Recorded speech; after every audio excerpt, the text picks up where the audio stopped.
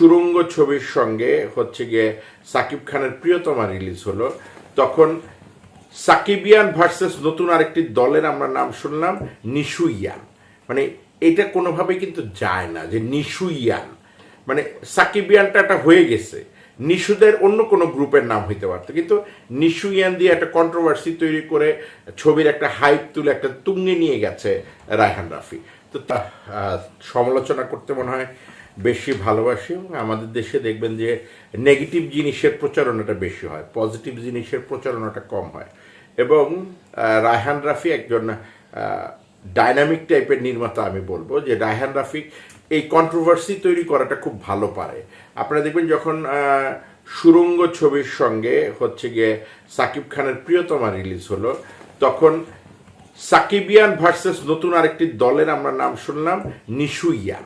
মানে এটা কোনোভাবে কিন্তু যায় না যে নিশুইয়ান, মানে সাকিবিয়ানটা একটা হয়ে গেছে, নিশুদের অন্য কোনো গ্রুপের নাম হইতে পারতো, কিন্তু নিশুইয়ান দিয়ে একটা কন্ট্রোভার্সি তৈরি করে ছবির একটা হাইপ তুলে একটা তুঙ্গে নিয়ে গেছে রায়হান রাফি। তো তেমনি রায়হান রাফি এই জিনিসগুলো খুবই ভালো পারে।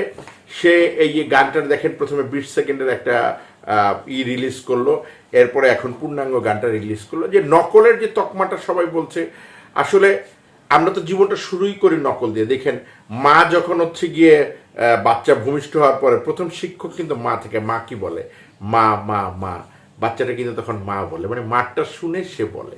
বাবা যখন বলে বাবা বাবা বাবা, বাবাটা শুনেই কিন্তু বাবা বলে। মানে জীবনটা কিন্তু শুরুই হয় যদি আমরা বলি নকল দিয়ে বা অনুকরণ দিয়ে। হ্যাঁ, এটা কিন্তু কেউ অস্বীকার করতে পারবে না। সেটা আপনি ইংলিশে যদি বলেন পাপা, ড্যাডি, অথবা যদি আপনি মনে করেন হচ্ছে গিয়ে আরবিতে বলতে যান, আমি যেহেতু আরবি পারি না, আরবি উদাহরণটা দিতে পারছি না। তো নকলটা পারফেক্ট করতে পারছে কিনা কেউ, এটাও একটা ক্রেডিট আমি মনে করি। দেখেন এই গানটার শুরুটা হচ্ছে গিয়ে আমার ঘুম ভাঙাইয়া গেল গো মরার কোকিলে।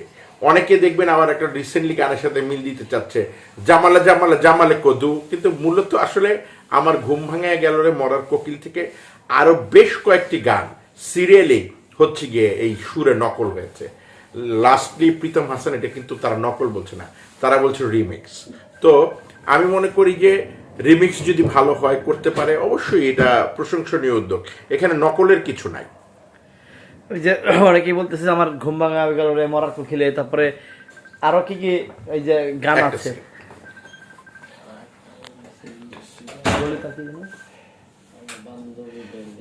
আমি একটু বাইরে আসি, ফোন দিব বাসায় ঢুকা।